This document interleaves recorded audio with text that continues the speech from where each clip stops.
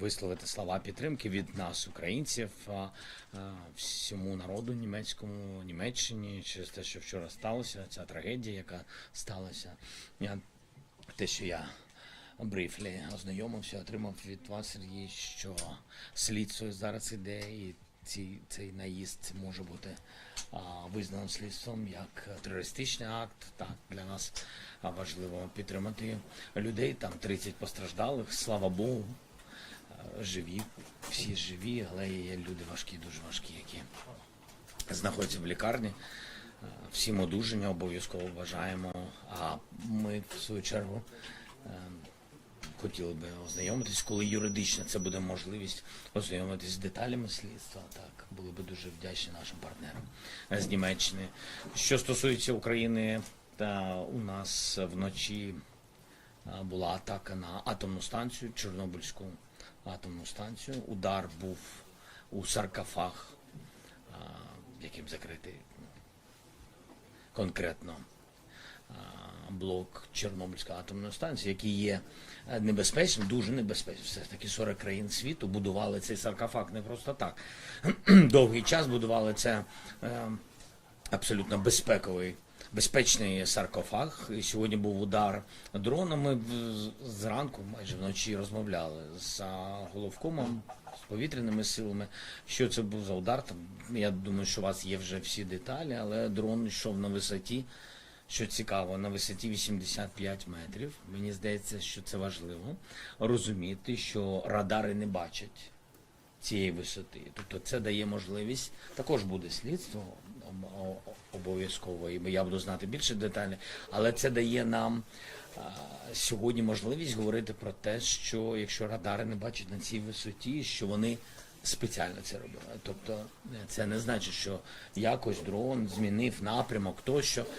Все буває, так? Все буває в час війни, але важливо, що йшов на такій висоті, де радари не бачили, і удар був саме в саркофаг, і саме в день початку, фактично в день початку Мюнхенської конференції, безпекової конференції, удар в цей небезпечний, найбільш небезпечний об'єкт в Європі. Так, і тому мені здається, що тут це дуже зрозумілий такий, в лапках, привіт від Путіна і Російської Федерації щодо безпекової конференції. До речі, після того, як ми були на атомній станції. Може, це також пов'язане, не знаю поки що, але тим не менш, це про щось говорить, що людина точно, не знаю про що хтось думає, але людина точно не хоче миру. Принаймні в тих умовах, в яких сьогодні він знаходиться. Я вважаю, що достатньо у нього сьогодні комфортні умови для того, щоб бити, і ми це бачимо, бити по Чорнобильській станції. Бо людина, коли вона стиснута з різних боків, я думаю, що вона таке не робить. І коли вона хоче діалогу і закінчення війни, вона таке не робить, на мій погляд. Так, але я не хочу просто говорити, ми же про запитання і відповіді. Єдине вважаю позитив, тому що ми про це також говоримо з американськими колегами і з президентом Трампом про це говорили, з ситуації на фронті. Я думаю, важливо почути, що у нас останні дні на Покровському напрямку ситуація краща. Без якихось деталей, але я б так сказав, ми там впевненіше, ніж були. Колеги, приблизно 30 хвилин є на запитання-відповіді. Катрін може на правах господаря за хост. Якщо можна українською. По-українськи мені служимо. У вас прекрасна українська. Як хочете. You can in English. I'm very sorry. Yeah, please, no. Mr. President, as you said, I mean, we are all very worried about the situation in Ukraine, and everybody's looking at the situation, especially in Chernobyl, and you said someone who is doing this is not ready for peace talks. But how do you see the situation right now with the American plan, what we expect now from Mr. Vance today? What is your position? Сильні були сигнали від американської сторони, хоча, скажу, вони різні, ці сигнали, вони по-різному відбуваються. Я можу тільки коментувати те, що я чую як президент, який чує президента. Так, щодо безпекової ситуації, я знаю, що у нас сьогодні повинна бути зустріч з віце-президентом. Я б хотів би з ним про це поговорити. Ті його сигнали були сильні. Ми дякуємо за це. І що стосується президента Трампа, у нас була розмова година, чи начебто десь так, довго була розмова. Достатньо розмови, щоб поговорити про деякі деталі. Недостатньо для того, щоб сформувати план. Точно недостатньо, ми чуємо одне одного. Ми говорили дуже позитивно, хороша була дійсно розмова. Ми говорили багато деталей про ситуацію на фронті, про скільки у них мільйонів, які реально втрати, бо іноді у нас різні цифри, чесно. Брифінг, я думаю, який отримує президент Сполучених Штатів, президент Трамп, і ті цифри, які є у нас, вони різняться. Але це там технічний рівень, головні речі, що ми робимо далі. Мені здається, тому що ми точно розуміємо, що на полі бою. Також про Північну Корею ми багато говорили, і дійсно. Ну і про те, що скільки тисяч є, скільки тисяч їх знищено. У нас є люди у полоні, північнокорейці. А також ми бачимо зараз, що ще кілька тисяч, думаємо, 2000, може 2,5-3 будуть перекинути. Зараз в процесі з Північної Кореї на Курський напрямок буде перекинути. І з того, що ми бачимо, ми не знаємо чітко про це. Ми бачимо тільки, коли там їх вже вони там є, і тоді можна порахувати приблизно. А поки що ми бачимо пару тисяч, яких вони додатково просять. Це точно не через хороше життя. Безумовно, ми розуміємо, у них втрати і вони щось просять. Ми розуміємо, що втрат більше 4 тисяч, думаю, дві третини загиблих з них. Так, і десь так.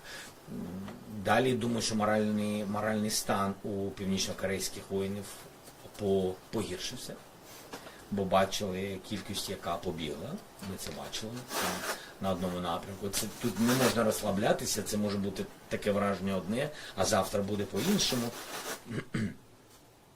Так, і мені здається, що це важливі речі, які президент Трамп повинен чути, що вони продовжують контакти з Північною Кореєю щодо постачання військового контингенту, щодо зброї, щодо ракет. Все це ми фіксуємо, ракети, артилерія, військові. Це конкретне втягнення, вони всі це визнають, полонені визнають. Це конкретний кейс втягнення другої. Не теорія, а конкретика, так, втягнення другої країни у війну. Ми бачимо, на це не було у нас часу, але я думаю, що буде з президентом Трампом говорити про те, що русські збираються зробити з Білоруссю. Ми це чітко усвідомлюємо. Я думаю, завтра буде можливість поговорити про це. Може, сьогодні ще. Я готовий, я просто не хочу відтерміновувати від вашого запитання моїми відповідями про те, що говорили. Я просто хотів би сказати, що багато говорили про технологічні успіхи України, вони є, всі це визнають, це не можна втратити. У нас сектор 200 компаній сьогодні по виробництву дронів, ми номер 1 в світі. І всі це визнають, номер 1.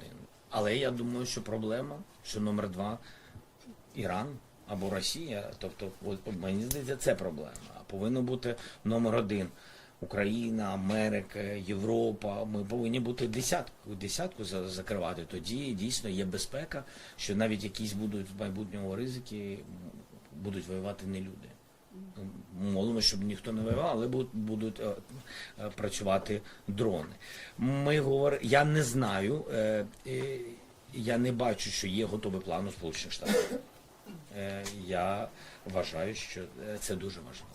Я передав президенту Трампу, я готовий в будь-який момент. Мені нічого не потрібно для цього. Ні цифри, я все знаю. Ми готові в будь-який момент реально говорити. Ми розуміємо географію своєї держави, ми бачимо, де найбільше ризики.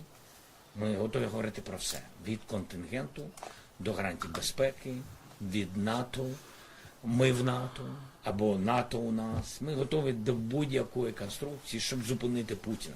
Ми відкриті, але ми хочемо діяти згідно міжнародного права, згідно закону і згідно превенції майбутніх страхів або жахів для всього світу повернення Путіна.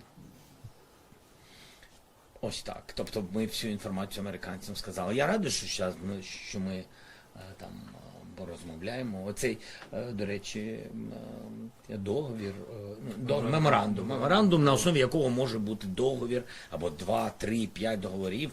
Це важливий економічний крок для захисту наших ресурсів, але нам потрібно, щоб там ми його отримали в день. Я отримав в день, я його побачив в день приїзду до нас Minister of Treasury, так, of the United States. Ми вдячні, що він приїхав. Наші юристи попрацювали, ми зараз передали американській стороні. Подивимось, що там з цим меморандумом. Да, український змін. Продовження щодо НАТО, Сергій Сидоренко, «Європейська правда». Я розумію, що ми готові з президентом Трампом говорити без складних мов з нашого боку, але очевидно у нас є червоні лінії. Якщо можете їх позначити, ви сказали, що готові говорити про все, зокрема про НАТО. Йдеться про те, що ми готові говорити про не вступ України до НАТО? Мені здається, ми повинні з вами усвідомлювати, де ми знаходимося. Сьогоднішня Америка і президент Трамп, вони не готові говорити про НАТО. Тобто вони відкрито про це говорять. Мені здається, що ми з вами читаємо приблизно одні й ті самі ресурси. І це відкрита інформація. Вони вважають, що Україна не може бути в НАТО.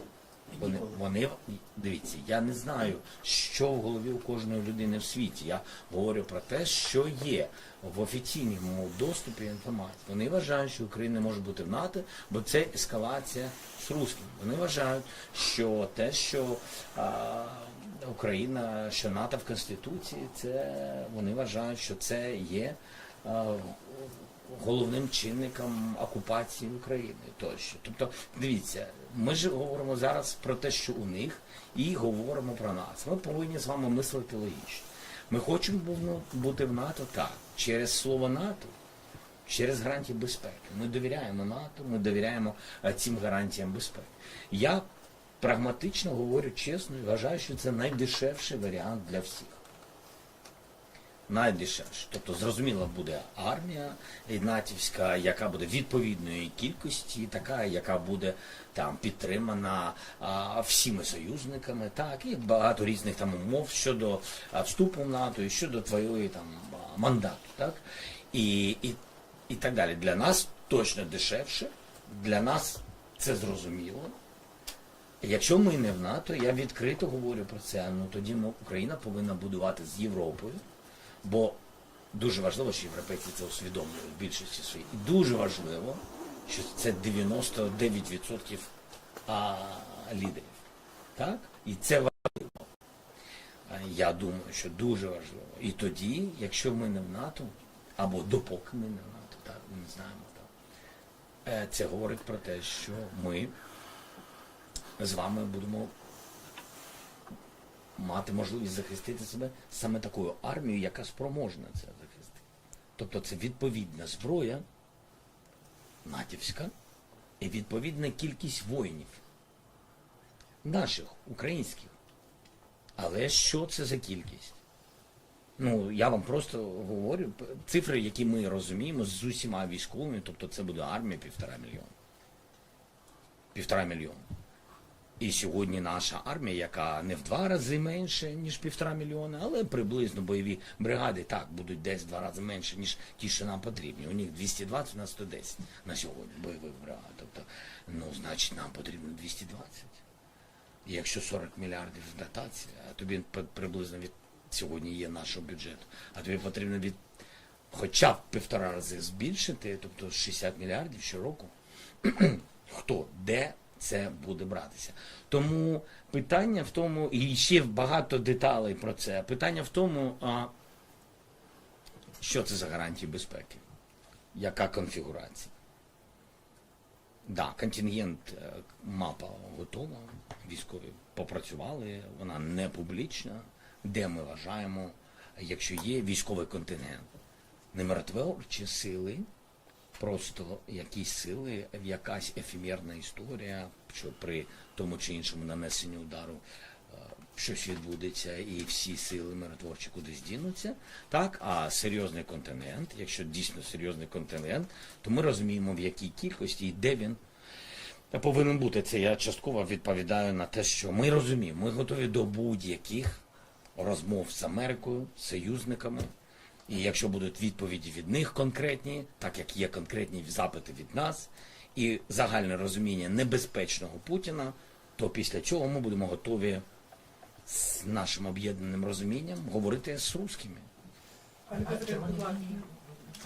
Що таке червоні Ну, лінії? типу, куди ми, чому ми не відступимо? Що ви маєте на Територіальна увазі? цілісність, повернення Вже ж територіальна цілісність юридично ми ніколи не визнаємо ці території руськими або не руськими, ще якимось. Ну сьогодні ми говоримо про ворога Росії. То я просто говорю, що це українські території. Так, і це точно червона лінія, бо це Конституція України, це наш суверенітет. Це може вирішувати тільки народ України і ніхто інший. Deborah, Sky News, you're everywhere. Thank you. Deborah from Sky News. When we spoke last week, you said that it would be a major mistake for any international force that's sent to Ukraine to help secure its borders not having a US element. But the Defence Secretary, the new Defence Secretary, has said very clearly there won't be any US troops on the ground. What do you think about that? And can you just tell us, will you or anyone from your delegation be meeting any of the Russians, any Russians here? Donald Trump said there's going to be meetings here in Munich. Is that happening? No, I don't know about it. But maybe somebody knows more than me. But by the way, let's start from the second part of your question. I think it's important because a lot of information before them about some meetings, some fantastic meetings with some Russians.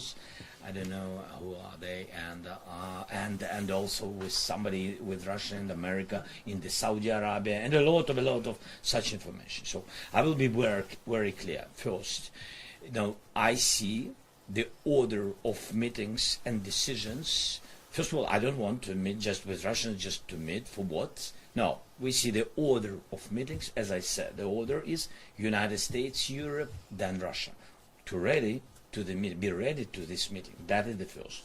We are not against everything, but we are supporting this.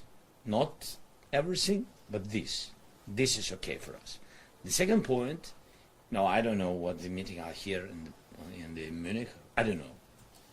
The third, yes, I will have official visit. We planned it. I have in Middle East. I have some visits, and be honest, and I'm not sure that security is okay with it, but be honest. But I have to answer. Otherwise, there will be a lot of mess in the atmosphere. Yeah. So I have official visit to Emirates with my wife, with the First Lady, because we have a big humanitarian program and the question of exchanging of prisoners. The second, I will have visit after this immediately Saudi Arabia with the same questions and other partnership with His Royal Highness. Then I will have meeting with my wife again. Quickly after that, it will be during 2 days or 3 days, I will have to meeting with President Erdogan in Turkey. I will not meet with Russians, but I will not meet with Americans also there. I mean, this is my official visit to the country because they invited me with my official visit. That's it.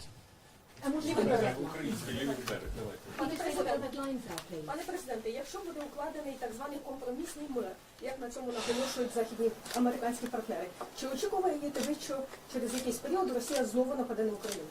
Якщо немає гарантій безпеки, так. А їм це вигідно. А їм це дуже вигідно. Ви знаєте, що відбувається з Білорусями? Я сказав, що ми отримали. Ніхто не заперечує, ніхто не думає про це, але це факт. Вже цього року Росія підготує 15 дивізій. 15 дивізій для тренування і посилення ситуації на білоруському напрямку. І ми думаємо, що вони всі будуть на території Білорусі або частково. Це буде, я не знаю, 100-150 тисяч людей. Це просто угруповане, велике. І я не впевнений, що це угруповання між нами піде наступом в Україну. Просто я не впевнений. Я чесно вам кажу. Може бути, але воно піде в нас. Воно може піти. Я нікого не залякую. Просто вони можуть піти як в Україну, the same way what it was in 2022. So they can go forward to Ukraine, or they will go to Poland or to Baltic. And I think this is his idea. And I think that all I've got from intelligence and etc., I think, to my mind, that he's preparing the war against NATO countries next year. And I think so. But I don't know, you know, I don't have 100, and God bless, we will stop this crazy guy. And we will not have war, any war in the world, in Europe, but you will not stop him just to say, yes, he said that, we will stop. It's not enough. And that's why, how to stop it, security guarantees for us. And I said, yes, we want NATO, but I don't want, you know, to leave Ukrainians without security guarantees if they will not give us NATO today. No, I don't want, okay, if not today, let's do it today, not tomorrow. Let's do it today. Our army twice more or 1.5 more with understanding, with total 100% air defense system, 100%. Not 15, 20, 25, these days 32, but we forgot, so 31, no. 100% of air shield with air defense, with jets, and etc. And what is very important, with a big support of rounds and drones of our internal production to be saved. If we are not ready today for NATO, okay, we will wait, but we can't just wait. We will wait with some security guarantees for today. That's my position. Mr. President, thank you very much. Thank you. We've heard a lot this week. Nick Sherman, sorry. Якщо можна. Okay, I will. Sorry, no. I'm with you. Nick Sherman from PBS NewsHour. I've spent a lot of time in Ukraine over the last 10 Thank years, you. but I apologize, I don't speak Ukrainian. So Oh, it's okay. I'll It's okay. We've heard a lot from the American administration this week. You have long life. I hope so. I hope so. I hope we all do. Thank We've heard a lot from President Trump. We've heard a lot from Vice President Vance. We've heard from the Defense Secretary, Pete Hegseth, but also Vance and Hegseth walking back some of what Hegseth said. So when you speak to Vance today, do you believe it will be U.S. policy? What do you want to hear from him? And what will convince you that the Americans understand that they will work with Ukraine and Europe and not above? First of all, I think it's important to speak and to have meeting, and etc. And it's really very important. I'm very open for this meeting, and we have agenda. I don't know his agenda, total agenda. Of course, he can ask and speak on what, you know, they are our partners, and I respect our partnership. And also, I have my questions where I think it will be interesting to share my thoughts and to hear Vice President's thoughts. I think it's very important to work together with teams. And when I had conversation with President Trump, we didn't have enough time to discuss all the things about security and etc. I don't know if it's the question of Vice President. I don't know. I mean, yes, but anyway, I will raise up this topic where we can speak. But I said to President Trump, with all respect to all his team, there are some decisions which can be only on the level of presidents, because it's security of your country. This is your vertical, to my mind. But there are drones and technologies. There is a lot of things about secure economy, about resources. I know that we have to spend some time and to speak about it. And I wanted very much our Prime Minister or our Vice Prime Minister, Minister of Economy, to be here and to speak. And I counted that before our meeting that the United States team, especially economic team, will have possibility to speak with our economic team about all these things, you know, investment.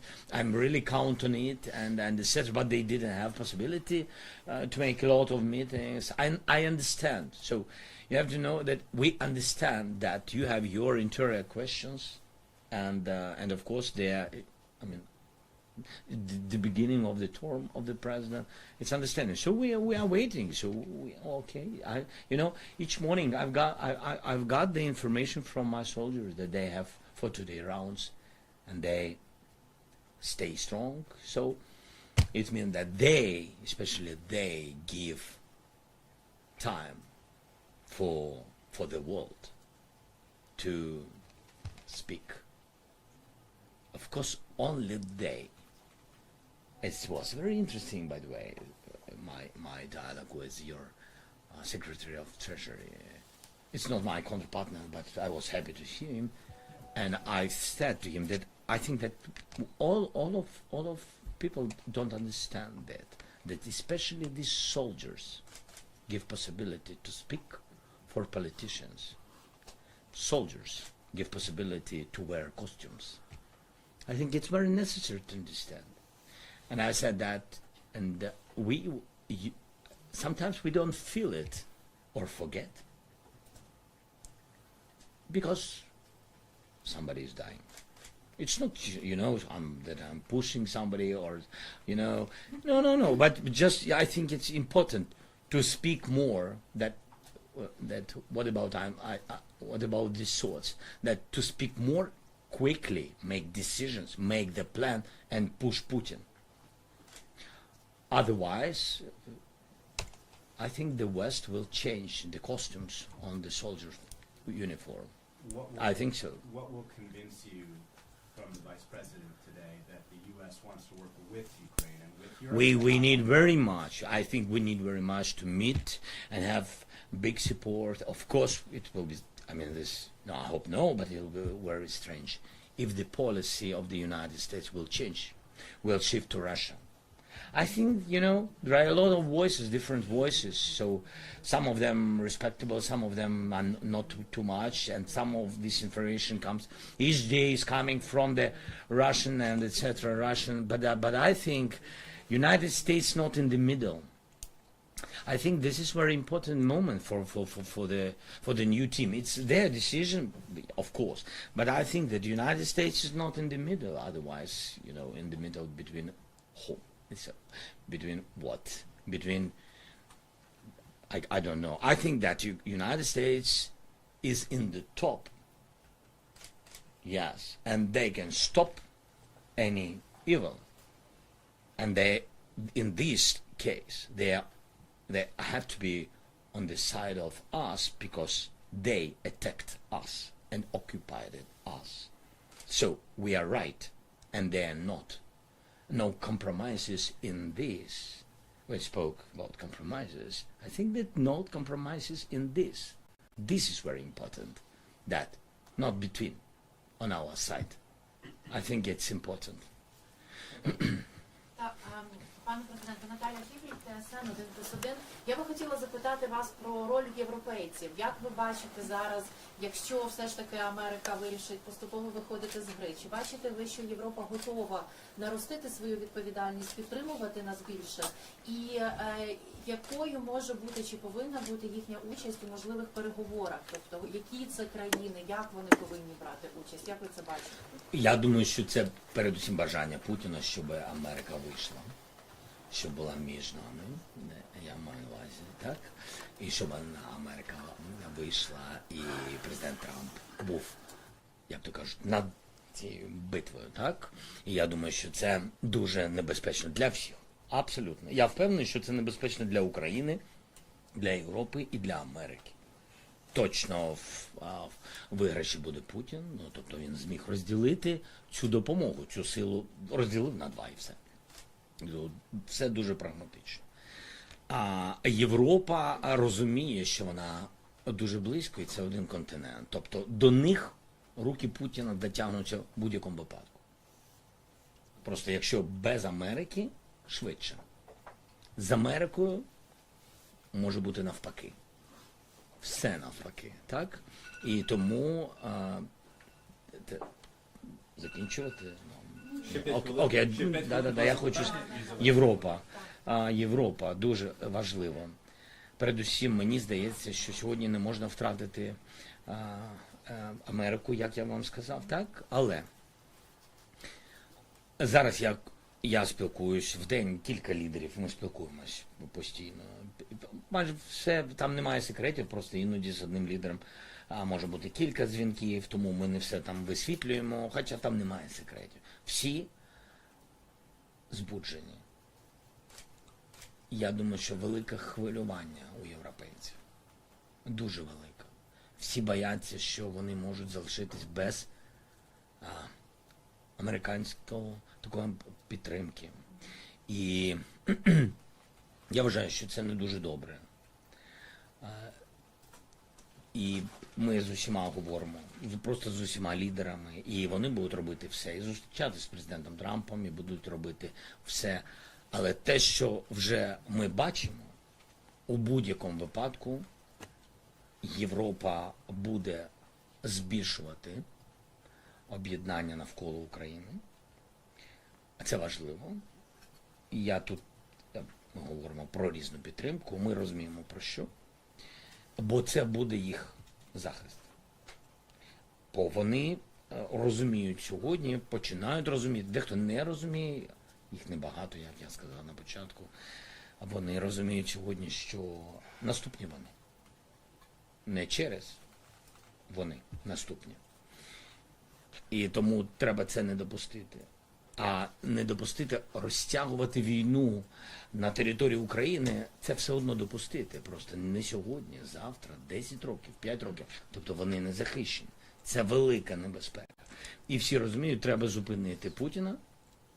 Чим швидше, тим краще. І треба підтримувати Україну.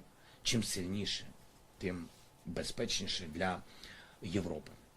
Я думаю, що для нас дуже важливо, а для України дуже важливо тут, знаєте, як Росія буде гратись в цьому інформаційному полі, користуватися інформаційним полем Сполучених Штатів дуже сильно, і це відбувається. А ми, коли трішки європейські лідери хвилюються, а ми якраз повинні зробити все, щоб знов об'єднати всі ці суспільства. Це важливо. На одне запитання залишається час. BBC, будь ласка. Святослав Клименко, BBC.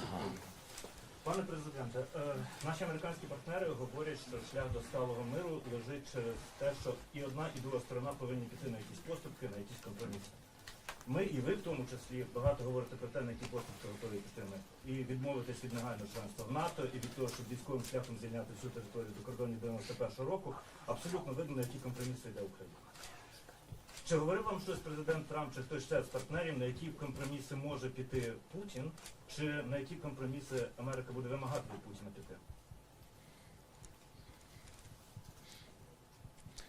Я думаю, що вони на якомусь рівні про щось там говорять. Якась інформація є, так? Ну, якщо чесно, вони завжди говорили. Так, давайте чесно. Тут же ж не тому, що змінилась політика. Ізоляції, повної ізоляції політичної Росії, не було. Також давайте будемо чесні. І не будемо приписувати все новій адміністрації, тому що бувша адміністрація так само працювала. І я не хочу характеризувати, це гарно або не гарно. Зараз, для нас, я вважаю, як з санкціями. Якщо ізоляція, значить ізоляція. Якщо примус до миру, значить примус. Якщо санкції, то тотальні. Це моє відношення. Тому я думаю, що всі будуть робити так, щоб вийти із цієї ситуації переможцями. Я маю на увазі, Сполучені Штати хочуть перемоги, русські дуже хочуть ці перемоги. Так, да. Розумієте, так. А Україна, вона заслуговує на це. І все. І тому буде дуже складно. Просто дуже складно. Головна історія, що я розумію приблизно, про що вони можуть спілкуватись, а про що ще хтось може спілкуватися. Не тільки Америка, глобальний південь, деякі європейські країни, навколо чого може йтись мова, так? Навколо тільки того, що належить нам. І тому буде складно. Ну хто сказав, що ми не поборемо складнощі? Пане президенте, Без хвилин до наступної зустрічі треба йти, інакше не буде часу підготуватися. Ми дуже хочемо гарантій безпеки від США. І коли ми говоримо про контингент, сьогодні звучало це запитання, чи готові ми на контингент європейський. Дивіться, я сказав, що ми готові на контингент, який складається навіть виключно із українців. Я про це відкрито сказав. Питання же в чому? Яке оснащення? Тобто, якщо у нас 150-160 літаків F-16, якщо у нас 25 плюс 25 систем Петріот, то для чого нам команди Сполучених Штатів або європейських навчені? Прекрасно. Якщо у нас з вами це є, і якщо питання в громадянстві, воно не стоїть. Сполучені Штати потрібні як союзник, що ось всі союзники політично підтримують вас. А якщо ми говоримо про контингент, то у мене є мапа, там написано іноземців 110 тисяч. Ну, я вам просто говорю відкрито. Бажано, щоб оці наші партнери, які на морі профі, так, да, брити, там, нордики, тощо, так, якщо вони профі, бажано, щоб вони були в морі. Ну, ось приблизно так. Ну, якщо ми зовсім відверто. Тому ми хочемо, щоб були Сполучені Штати, не хочемо, дуже хочемо.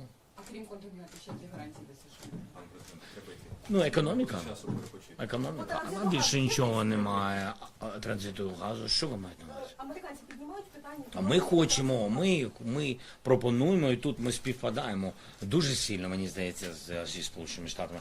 Дуже сильно ми сказали, що LNG ми відкриті. Для нас це супер, щоб відрізати, щоб незалежними була вся Європа. LNG, у нас є хаб, 30 мільярдів кубів в хабі в нашому сториджі, так, сховище, газосховище. Ми можемо зберігати, вся мережа у нас є, ми всюди виходимо в Європу, ми готові брати LNG і давати Європі. Ми це можемо робити. Електрика у нас є своя, війни не буде, достатньо, є профіцит, нові блоки, тощо, також електрику давати. Ми готові повністю, мало того, якщо американці або європейці хочуть зайти до нас в енергетику, зайти як партнери, тощо, ми тільки за. Ми готові. А? А вони за?